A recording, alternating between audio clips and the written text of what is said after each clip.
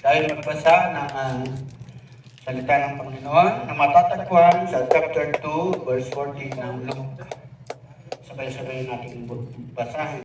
Luwalhati sa Diyos sa kataasan, at sa lupa ay kapayapaan sa mga tao. Amen. Amen. Praise the Lord. Salamat. Pwede na tayo makaupo. Salamat sa pagkabasa ng kanyang salita, mga kapatid. Muli, andito na naman ang iyong kapatid. At ako nagpapasalamat sa pribilehyo na ako'y makatayo muli sa likod ng pulpito. Maraming nagsasabi siguro na madali ang tumatayo dito. Hindi po madali, mga kapatid. Maraming nag-isip, ayan na naman. So dito, yung laging sinasabi ng mga nagtuturo na huwag niyong tignan ang nagtuturo. Pero mali pala yun. Tingnan nyo rin yung nagtuturo. Kung yung mga sinasabi niya sa likod ng pulpito, sinasabuhay niya. Kasi hindi fair yung yung nagtuturo siya. Na siya lang nagtuturo tapos yung tinuturo niya hindi naman nilalakaran. So, yung kung sino man ang nagtuturo dito na meron tayong pa rin nakikita, ipag-pray natin. Kapatid natin yan. Amen. We are one. Yes. Amen. Meron tayong isang bautismo, isang katawan, isang Panginoon, at isang Diyos. Amen. So, ang salita na naririnig natin dito ay para sa lahat. At walang pinapatamaan, lahat tayo tatamaan. Amen. Praise the Lord. Amen. Praise the Lord. So, hindi exempted yung nagtuturo dito kasi pag ako lagi na sinasabi yun. Tapos may dumaan sa mga na nabasa ko, totoo yung sinabi nung nasa social media na yung maraming nagtuturo na huwag niyo akong tingnan dahil akong tao lang. Hindi yun dahilan, hindi yun reason. Basta magtuturo ka, dapat ang tinuturo mo din na dapat mong lakaran. Kaya nga sinasabi nila, maraming nagtuturo, walk the talk. Although kami talagang hindi kami karapat-dapat. Pero ang pribilehyo na binibigyan ng Panginoon ay hindi mo dapat tangyan. Hindi natin dapat tangyan. Lalo na yung mga ginagamit sa pag-aakay ng kaluluwa. Amen? Praise the Lord. So, ito mga kapatid, pasensya na po kayo. Pansot na may napamata. Pangit pa. Pero salamat sa Panginoon. Ang pangit na yun, ginagamit ng Panginoon sa pagkaya ng salita. So, sabi sa talata, mga kapatid. Sabi, ang kaluwalhatian ay para sa Diyos sa katastasan. Hindi sa nangangaral, hindi sa nagtuturo. Yes. Ang kaluwalhatian, kadakilaan ay para sa Panginoon lamang. Amen. At ang mga tao na sumusunod sa Kanya, malinaw yan mga kapatid ha? Ang kadakilaan, kapurihan para sa Diyos lang mga kapatid. So, ang kapayapaan ay para sa mga taong nasa lupa na kinalulugdan ng Panginoon. Amen. Bakit kinalulugdan ng mga tao nasa lupa? Dahil ang mga kinalulugdan ng Panginoon ay mga sumusunod sa Kanyang kalooban. Amen. So dito mga kapatid, sabihin mo sa kapatid mo, kinalulugdan ka ng Diyos. Amen. Praise the Lord. Salamat. Salamat sa bawat isa. Peace. Di ba sa ating default na pananampalataya meron peace. Peace be with you. Pero yung gagamitin ng salitang Bisaya sa peace. Nakangiti pero may kadugtong. Peace. Bawal yun. Ang Hebrew word ng peace ay shalom. So, shalom. Amen. Praise the Lord. So, ito ang title pala ng ating ayan na. Praise the Lord. So, title, nakalimutan ko. Iba talaga yung di ba, sabi ng kapatid natin kanina, pag-akyat mo, nanginginig ka. Ilang beses na akong tumatayo dito para palagi akong parang baguhan. Pero sa totoo lang, baguhan talaga ako palagi sa isip ko. Pero habang tumatagal, baguhan pa rin eh. Amen. So, hindi ko alam. Kasi talagang, ito siguro, hindi siguro, ito ang bigay ng Diyos natin pagsasaluhan ng peace. Tayo ba ay may peace sa ating mga buhay? Amen. Ikaw ba ay may kapayapaan sa iyong buhay? Lord. Makikita. Yung pag minsan, madalas sa mga nanay, o hindi lang sa mga nanay din, wala silang kapayapaan pagdating pag naalala nila, paparating na si Jonah, paparating na si Judy, lalo yung pagkatapusan, yung mga bayarin. Yung Jonah pala yung bayarin nila. Judah. So, ang nanay, madalas, sila yung nagugulumihanan, walang peace sa kanilang sarili, dahil sila ang nag-iisip lahat sa ano ng bahay. Tulad din natin sa ating bahay panambahan, kung sino yung leader, sino yung in charge, sila yung kadalasan na walang peace. Pero kung tayo na sa Panginoon, lahat ay may kapayapaan. Amen. Tingnan mo nga yung katabi mo, mga kapatid, kung may kapayapaan. Kita naman eh. Kita naman eh. Ito ang Praise the Lord. So, dito mga kapatid, nawawala talaga yung kapayapaan. Lalo na sa mga nanay, hindi lang natin, sa mga tatay. Pag yung kasama nila sa buhay, walang kapayapaan, talagang gera, may dala-dalang Armalite lagi. Hindi lang minsan Armalite, kundi machine gun. So dito nagkakaroon ng hindi pagkakanwaan, minsan nagkakaroon ng digmaan, awayan. So walang kapayapaan. So dito mga kapatid, dito sa ating lugar, sa Middle East. Alam naman natin yung nangyayari ngayon. Dahil sa kasakiman ng isang leader, kasakiman ng isang pinuno, walang kapayapaan. Pero purihin ang Panginoon, ang lahat ng dito ngayon ay may kapayapaan sa oras nito. Amen. Praise the Lord. Dahil hindi sakim sa pera. Hindi sakim sa kapangyarihan. Walang sakim sa posisyon. Amen. Amen po ba? Amen. Praise the Lord. So, walang ma-pride. Dahil yung mga mapa-pride, sila yung mga sakim sa lahat, sa pera, sa kapangyarihan, sakim, sa posisyon. Dapat chicken tuna. Diba? Hindi nila iniisip yung mga nasa laylayan ng lipunan. Makale, di ba? Naman siya nakasulti. Laylayan, nasa laylayan. So, dito mga kapatid, sa bahay panambahan, walang mataas, walang mababa, lahat tayo pantay-pantay.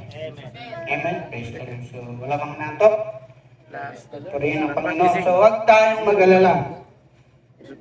Kung si brother ay inabot ng mga 40 minutes o 30 minutes, baka 30 minutes. Pero, purihin ang Panginoon. Ito ang binigay talaga ng Panginoon para sa atin lahat. So, kagabi ba, lahat ba ng mga kapatiran nakatulog pa kayo ng maayos? Kagabi? Praise the Lord. So meron kayong peace. Payapa ang pagkatulog dahil pagod. So sorry na lang sa mga hindi nakasama sa tayo. Sa Lord. Dahil Matpati. hindi naramdaman yung adventure. Sa Lord. So, Nabahan mo yung mga sumama sa tayo, meron pang pagkakataon ay sa mga hindi sumama sa tayo, marami pang pagkakataon. Pero salamat sa Panginoon dahil maraming patotoo. Akala ko ipapatotoo pa nila lahat ng nangyayari. So, ito mga kapatid, yung nangyari sa tayo, mababasa nyo naman eh. Ito. Isaiah 9:6. Madadaan natin sa kwento, hindi kwento yun. Isaiah 9:6. Sapagkat sa atin ay pinanganak ang isang bata, sa atin ay binigay ang isang anak na lalaki, at ang pamamahala ay maatang sa kanyang balikat, at ang kanyang pangalan ay tatawagin kamangha-mangha, tagapayo, ang kapangyarihang Diyos, walang hanggang Ama, at Pangulo ng Kapayapaan. Pasensya na po, igorot. Utal-utal. So, ang tinutukoy dito mga kapatid ay ang ating Panginoong Jesucristo. Naparito siya sa lupa para sa lahat. Nagdala siya ng kapayapaan. At dahil sa kasalanan ng isang tao, kasalanan ng lahat ng tao, nalay niya ang kanyang sariling buhay para sa ating kaligtasan mga kapatid.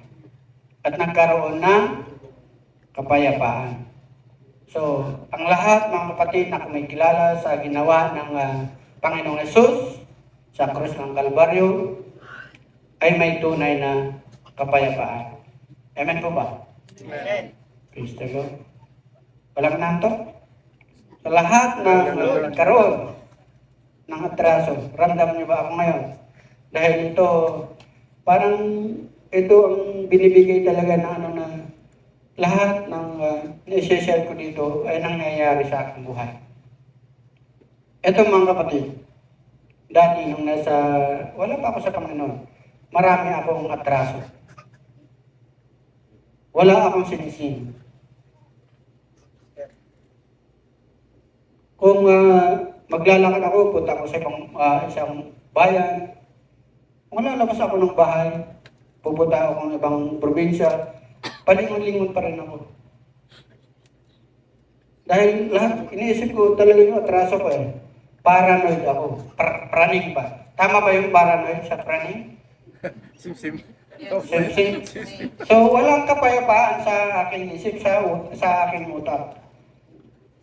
Dito, sino ba sa atin dito ang nakaranas ng ganito? Hindi lang yung may kasalanan eh. Yung mga chismis mo yung kasama mo, wala nang ginagawa. So, pupunta ka sa isang mall, baka nandito siya. Tingin ka lang sa paligid, di ba?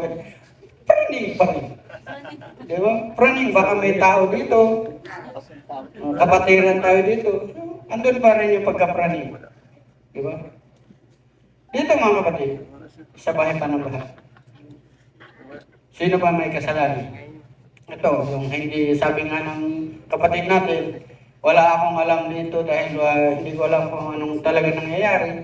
Dahil paminsan-minsan akong napupunta ng church. Pero may nasagap siguro bakit niya nasabi yun. Amen?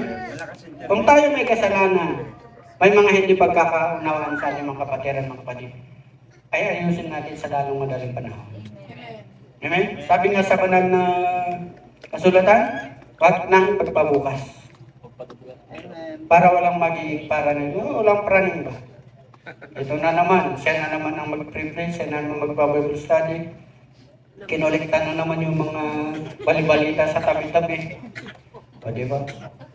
Tapos bibigyan ng verse. O may preaching na. Kung ano pong kalooban ng Panginoon. Kung tayo makapagpatuwid sa bawat isa. Kaya napaparanoid yung mga may ginagawa. Isa na ako doon. Bilang isang tunay na mananampalataya mga kapatid, isipin natin palagi yung kapayapaan na binigyan ng Panginoon. Anong ginawa niya sa krus ng Kalbaryo? Nalay niya ang kanyang buhay. Inabot niya ang kapayaran ng ating kasalanan. Bigay natin sa kanya ang lahat. Amen? Kunting kunting pagkakamali mo kung nakapagsalita ka man ng hindi maganda, sorry na agad. Sorry, nagkamali ako. Hindi na lalala yun. Kung may nakarinig man, sasabihin na, si Adel, ganito ang sinabi nun. Hindi, tapos na yun. Nag-sorry na eh. O, di tapos na. Amen. Di ba? Di yung gagatungan, oo nga, naging baka ka tuloy. Praise the Lord. So, kaya tinawag si Jesus na prinsipe ng kapayapaan. Ito na naman ako. Hindi ko mabasa yung kabuuan. Kaya tinawag si Jesus na prinsipe ng kapayapaan dahil sa ginawa niya sa krus ng Kalbaryo. Naparito siya sa lupa, nagdala ng kapayapaan sa bawat sumasampalataya sa Kanya. Amen? So, saglit lang mga kapatid. John chapter 20 verse 19, 21, and 26. So, babasahin ko. 19, 21, and 26. So, nang kinahaponan nga ng araw na iyon, na unang araw ng sanglinggo, at nang nangapipilit ang mga pintong kinaroroonan ng mga alagad, dahil sa katakutan sa mga Hudyo, ay dumating si Jesus at tumayo sa gitna at sa kanila'y sinabi, kapayapaan ang sumainyo. 21. Sinabi nga muli sa kanila ni Jesus, kapayapaan ang sumainyo. Kung paanong pagkasugo sa akin ng Ama, ay gayon din namang isusugo ko kayo. Verse 26. At pagkaraan ng 8 araw ay muling nasa loob ng bahay ang kanyang mga alagad at kasama nila si Tomas. Dumating si Jesus nang nangapipilit ang mga pinto at tumayo sa gitna at sinabi, kapayapaan ang sumasain. Amen. Praise the Lord. So dito, kung mapapansin natin, dumating ang Panginoon, nasa loob yung mga alagad niya, nagkukulong. Bakit? Dahil natatakot sila. Nung sumunod ulit, dumating na naman ang Panginoon, nandun na nagkukulong, pero kasama na si Tomas. Ang sabi ng Panginoon, peace be with you. So dito mga kapatid, sa bilang isang mananampalataya, alam natin, parang mas advanced pa nga tayo ngayon dahil kilala natin ang Panginoon. Sila, kasama na nila si Jesus nung time na yun, pero hindi pa nila lubusang kilala si Jesus. Nagkakaroon sila ng takot. May takot pa sila. Pero tayo, marami nang nakakilala na si Jesus ay tunay at nag-isang Diyos. Pero hindi pa rin sumusunod. Iba yung may takot ka sa Diyos at wala kang takot sa Diyos. Ngayon may mga natatakot dahil kilala nilang tunay na Diyos. Yung iba naman, hindi na natatakot gumawa ng kasalanan dahil hindi pa nila lubos ang kilala ang Panginoon. Amen? So dito, may halimbawa tayo mga kapatid. So, nakita ko ang isang pananampalataya ng isang kapatid na nakakaranas ng pag-alinlangan at katakutan. Doon ko nakita ang nag-alinlangan pero sumama pa rin dahil sabi ni Pastor, sumama ka. So, hindi, alam naman niya yung pagpunta doon dahil sabi niya matagal na daw siyang pupunta ng Taif. At alam niya na maraming checkpoint, maraming pulis na daan. Pero sumama pa rin siya. At dito makikita natin yung pananampalataya ng isang kapatid natin. Kahit na nag-aalinlangan, sumama pa rin dahil sabi ni Pastor, sumama ka. So, mga kaganapan, mga kapatid, sa tayo. Yung Miyerkules hanggang Huwebes, nung nagpunta kami, sorry talaga sa mga hindi nakapunta. Nag-iisip na kayo kung anong nangyari. So dito, patotoo na rin ito mga kapatid. Nagkandaligaw-ligaw kami at naharang kami. Wala pala talagang daanan padaan ng Macau. Wala talaga pagka ganitong close talaga papunta ng Taif. Yung papuntang yung daan sa Macau. So wala talaga. Nagkandaligaw-ligaw kami hanggang sa takot ako sa pulis Takot akong magtanong dahil hindi ako marunong mag-Arabic. Pero nung pangalawa at napunta kami doon sa natakot ako kasi pinicturean na yung ikama ko at saka yung plate number. Sabi ko, magkano kaya ang fine nito? Lord naman. Kasi iniisip ko yung mahal malaki yung fine, yung penalty. Pero salamat sa Panginoon dahil siguro warning lang yun o chinik lang yun kung ikaw ba talaga may-ari. Chinik yun. Ngayon, pinabalik kami doon. Paglabas namin, nandun na naman yung pulis na bantay doon. Kaya nakita ko, lumapit ako. Parang sinumbatan ko ba siya? Sabi mo, punta kami doon. Pero bakit dinala mo kami doon? Yung mamnong pala doon. Yung parang naantik siguro yung puso niya. Sabi niya, bigay mo yung cellphone mo sa akin. I-search mo ganito. Nakita niya English. English Parang sabi niya, ikaw na mag-type.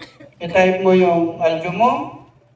Pagdating mo ng aljo mo, saka mo i-type yung time. Doon hindi ka nadadaan dito. So nakita ko, naramdaman ko yung sinceridad ng pulis.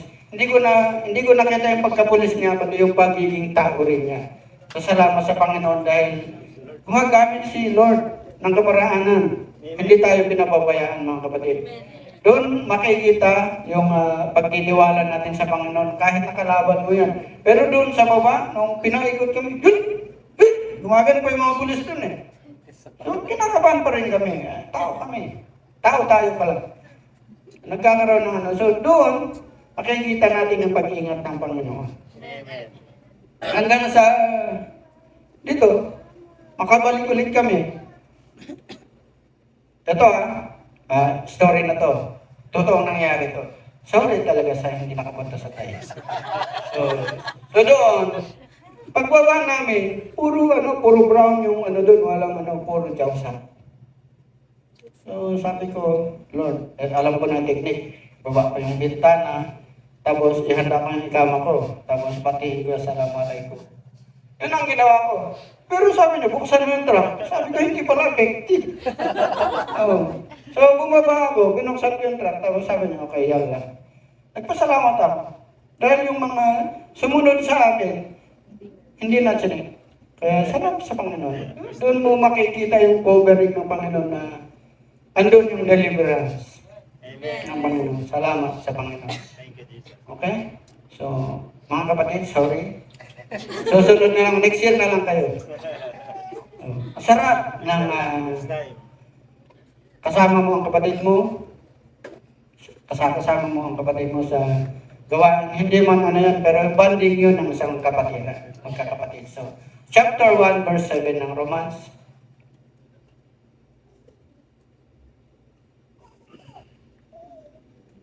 Sa lahat ninyong nangal sa Roma, mga iniibig ng Diyos, tinawag na mga banal, sumainyo nawa ang biyaya at kapayapaan mula sa Diyos na ating Ama at Panginoong Yesu Kristo. Praise the Lord. Amen. So ang tinutukoy mga kapatid, tinutukoy dito mga kapatid ay mga nasa Panginoon. Patuloy na magpakabanal. Dito, siyempre, tinatamaan tayo dito. Wala namang exception eh. Lahat tayo. Pagpakabanal tayo hanggang kaya natin. Habang tayo nasa mundo, lumalakad sa mundo, para manatili tayo palagi sa Kanya. Huwag tayong bibitaw kahit ano mangyari. Amen? Amen. So yung mga pagkakataon na binibigyan ng Panginoon, i-grab natin. Hindi pagkakataon, chance yun eh. Yung privilege. Yan, kasi maganda yun.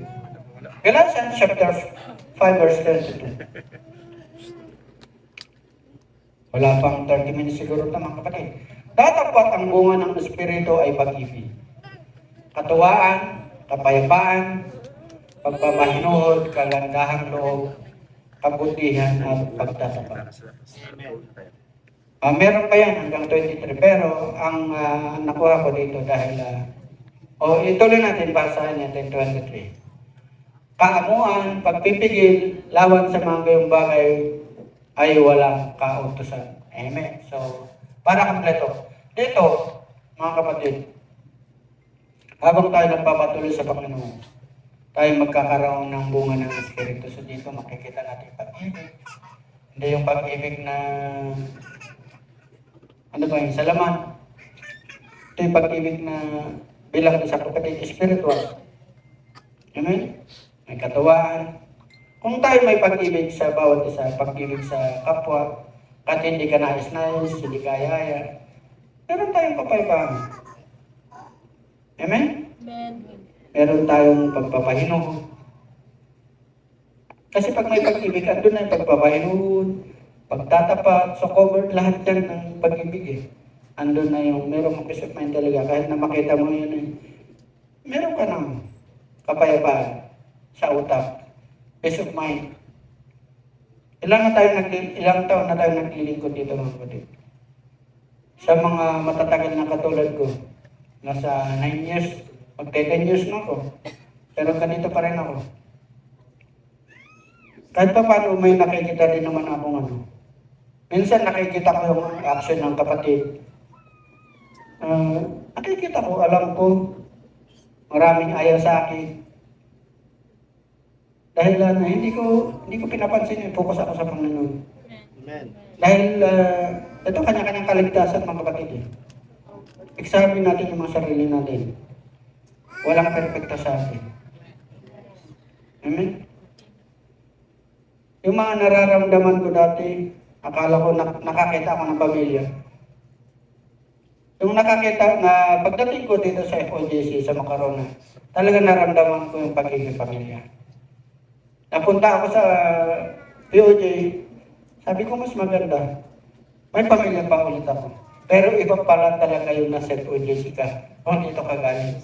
Kasi ramdam mo yung pag-aalala, ramdam mo yung pagmamahal ng isang kapatid. Tulad ng sinasabi ng ating pastora, Sister Mercy, pagpunta niya ng Pilipinas. Nararamdaman ko yung sinasabi niya kanina. Pagpunta mo doon, pagpunta natin ng Pilipinas, hindi niyo mararamdaman yung nararamdaman niyo dito pagpunta niyo ng Pilipinas. Iba yung caring ng talagang pagkakapatid. Kahit sabihin natin meron tayong isang bautismo, isang Panginoon, iba yung pag nasa Pilipinas ka.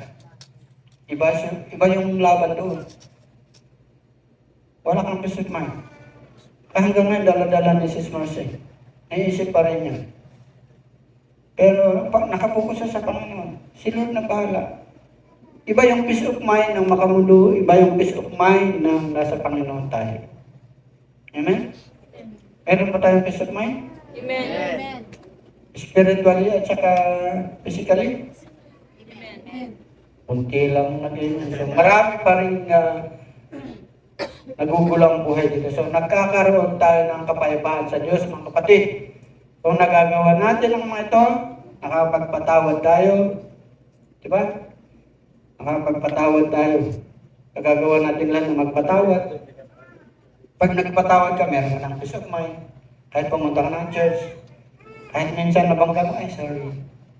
Yung sarap sa pakiramdam, marinig mo yung sorry ng isang kapatid. Kahit nakatiting lang na hindi pagkakaunawaan. Masarap sa pakiramdam. Amen. Makakatulog ka ng hindi ka nagising. Ano kaya mo kayang pinupost na sa FB? Di ba? Wala kang kapayapaan hanggang sa pagtulog. Kung wala ka sa Panginoon, talagang ano yun eh. Mareregol mo lagi. Yun ang iniisip. Sa panahon ngayon, mga kapatid, maraming tao ang naghahanap ng kasayahan. Kasayahan at kapayapaan habang sila'y nagpapayaman. Sino bang nagpapayaman dito? Mga nagpapayaman dito, may kapayapaan ba? Wala, ang iniisip na yung magkaman ng pera, magkaman ng, baka magsalita ako ng mga salitang kanto. Magkamal ng salapi, ng pleasure. Siyempre, pag mayroon ka ng salapi, gusto mo na yung may pleasure, mga pleasure na hindi na ma-explain. Kaya yung sinasabi ng ating Bible study kanina, kahit nagkaano pa karami yung pera mo, kung wala kang kapayapaan, kasi iniisip mo yung magparami. Pero kung merong nasa Panginoon ka, kahit na isang kusing na lang pera mo, alam mo sa susunod na buwan, papautangin ka ni ganito, meron ka peace of mind. Doon yung mga ginagamit ng Panginoon para i-provide. Kasi si Lord ang ating provider eh. Ito muna. Pahiram mo muna ito. Anak mo ito, kapatid mo na ito. So, meron ka peace of mind. Kahit na tayo nagkukulang sa financial. So, si Jesus lang ang makapagbigay ng contentment, satisfaction sa bawat isa. Kahit na magpayaman kung wala pa rin ang Panginoon sa buhay. Wala si Jesus sa center nila, wala ding satisfaction. Walang kapayapaan. Amen? Praise the Lord. John 14 verse 27. Ang kapayapaan ay iniiwan ko sa inyo, Ang aking kapayapaan ay binibigay ko sa inyo. Hindi gaya ng binibigay ng sanlibutan, ang binibigay ko sa inyo. Huwag magulumihanan ang iyong puso ni matakot man. Amen. John chapter 16 verse 33. Sa mundo ay meron. Ang mga bagay na ito ay sinalita ko sa inyo upang kayo magkaroon sa akin ng kapayapaan. Sa sanglibutan ay mayroon kayong kabighatian, ngunit lakasan ninyo ang loob, aking dinaig ang sanlibutan. Amen. Amen. Praise the Lord. So, Philippians chapter 4 verse 7.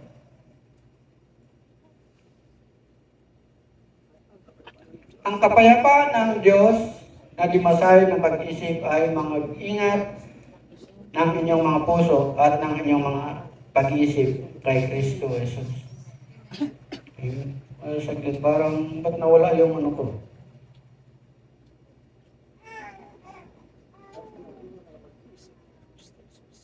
Wala. Luke chapter 10, verse 5 to 6.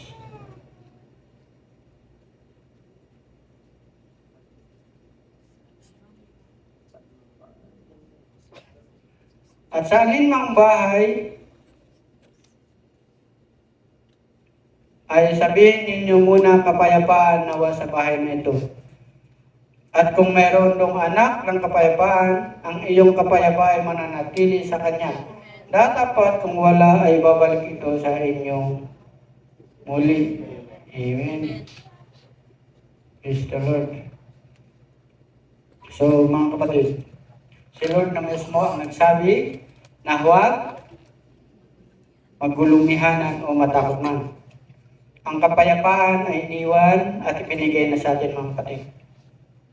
Ito'y dapat nating ingatan. Paano natin ingatan yung kapayapaan, iniwan at binigay ng Panginoon? Paano natin iingatan? Amen? Praise the Lord. So madalas ang siniksik ng tao sa kanyang isip, sa kanyang sarili, ay yung kaunawan, yung sarili nilang kaunawaan na sasaya sila kapag nakuha na yung gusto nila magpatid. Hindi nila naiisip yung yun ay pansamantala lang. Hindi iniisip na ano kayong mangyayari pag ginawa ko ito. Ano kayang resulta pag ginawa ko ito. Amen? So ito hindi naisip ng tao. Yung pleasure na binibigay ng mundo, iniisip na yung pansamantala. Ito yung hindi ka magkakaroon ng tunay na kapayapaan. Kung yung iniisip mo, pag nagawa mo, masakit ang ulo, masakit sa kaisip. Ang makakapagbigay ng tunay na peace ay kung nakay Lord ka. Bawat gagalaw natin, bawat move natin, ay kasama natin ang Panginoon. Yung dinudulog natin sa Panginoon, lahat ng ating ginagawa. Meron tayong peace of mind. Meron tayong kapayapaan. Kahit nagawin mo yan, mapayapa ka. Diba, naalala ko tuloy nung ako'y nasa Ramig. Ito, ito kwento ulit, konting kwento lang. Expired ang ikama ko. Lagi kong pinapatik kay Mr. Abubakar. Bakit ito, hindi pa nare-renew? Alam niyan ni Brad Noel, kasi kasama ko si Brad Noel. 2 years kami 2 years. Pero iba yung time na yun eh. Pag nahuli ka, kulong ka talaga. Nung time na yun, at least ngayon, pag nahuli ka, check lang, picturean, laya ka ulit. Iba noon, nung 2013, 15, ganyan. So, nailala ko, minsan pag punta kami, lalabas kami ng bahay, punta kami ng Jeddah, pupunta kami ng bayan, pag nakakita ako ng pulis, naiihi ako sa takot. Wala pa ako sa Panginoon nun. Although, meron akong default na pananampalataya, pero iba yung takot noon na talagang wala ka sa Panginoon. At saka iba yung ngayon na talagang kilala natin ang Panginoon. So doon, mga kapatid, sabi nung kasama namin, ang bilas ni Brother Noel, huwag kayong matakot, ako bahala. So, sinasabi na manalangin kayo, manalangin tayo.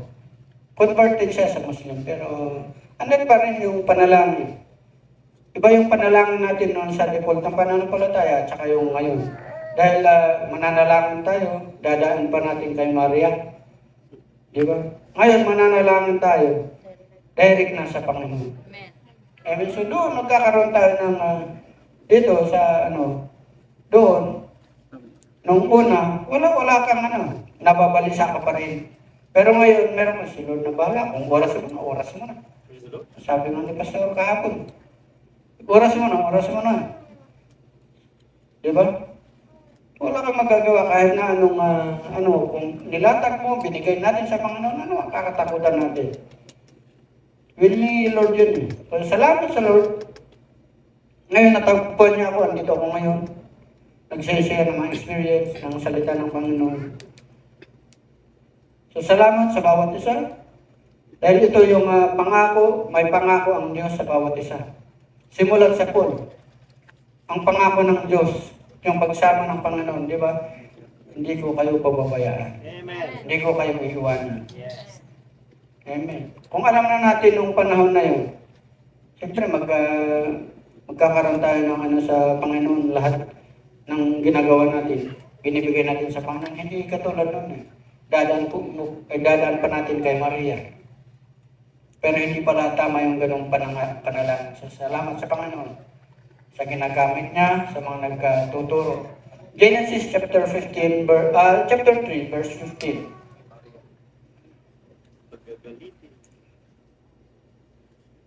At pag-alitin ko ikaw at ang babae at ang iyong binhi at ang kanyang binhi, ito ang dudurog ng iyong ulo at ikaw ang dudurog ng kanyang sakong. Ephesians chapter 2 verse 15.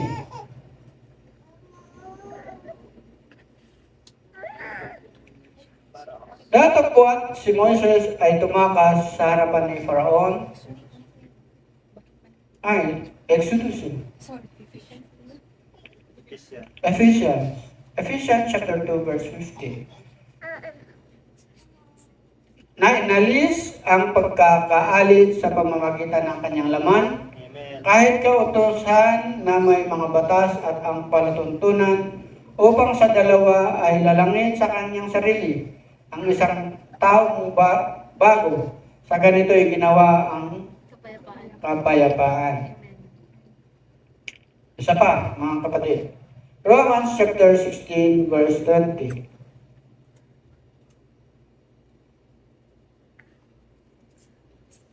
At si Satanas ay dudurugin ng Diyos ng kapayapaan sa madaling panahon, sa lalim ng iyong mga paa. Ang biyaya nawa ng ating Panginoong Jesucristo ay sumasa inyo. Amen. Amen. Praise the Lord. So, 30 minutes mahigit. Praise God. So, ito ang pangako ng Panginoon simula sa mga kapatid. Simula pa, nung Genesis pa, nung una pa.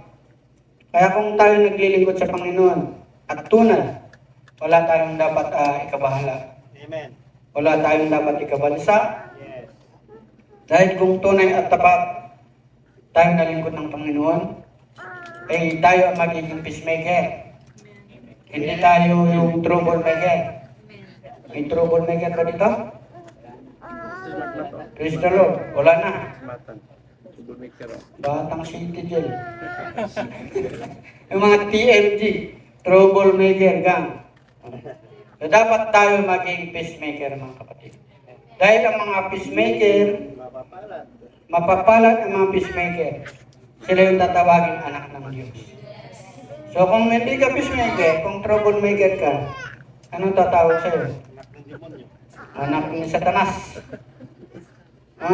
Gumagawa ng kaguluhan sa loob ng isang kongregasyon, isang grupo. Hindi sila yung kinalulugdan. So mapapalad ang mga mapagpayapa. Chapter 5, verse 9 ng Matthew. Ito ang patunay, mga kapatid. Ang mga peacemaker, mga kapatid, mapapalad. Ang mga pagpayapa sapagkat sila ay tatawaging mga anak ng Diyos.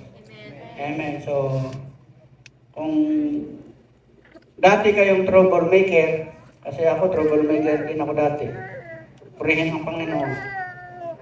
At kahit pa paano, minsan nakakapag-advise ako ng tama. Yung tamang hinala ba? Nagtatamang hinala yung ina-advise ko, tama kaya totoo ba kung sinasabi nito? Kasi sinasabi ko sa kanya, sa tanda kong ito, ang ina-expect kong taon hanggang 30 lang ako. Inabot na ako ng 50. So, praise the Lord. Salamat sa Panginoon. Kala ko ang buhay ko, 30 lang. So, salamat sa Panginoon. Sa hanggang dito lang, mga kapatid. Pero meron pang verse. Basahin natin. Salamat. At lahat tayo ay peacemaker. Amen po ba? Amen. Chapter 13, verse 11 ng 2 Corinthians. 2 Corinthians 13, chapter 13, verse 11. Sa katapos-tapusan, mga kapatid, paalam na. Sabi ni Apostol Pablo, mga pakasakdal kayo, mga aliw kayo, mga kaisa kayo ng pag-isip, mga buhay kayo sa kapayapaan, at ang Diyos ng pag-ibig at ng kapayapaan ay sa inyo. So, dito mga kapatid, hindi yung literal lang na sinasabi ni Apostol Pablo sa mga tao sa Corinth, kundi ito ay para sa atin, sa ating panahon. Ito ay salita ng Panginoon na hindi inimbento ng tao. Ito ay guide natin para tayo magkaroon ng kapayapaan, magkaroon ng kaligtasan.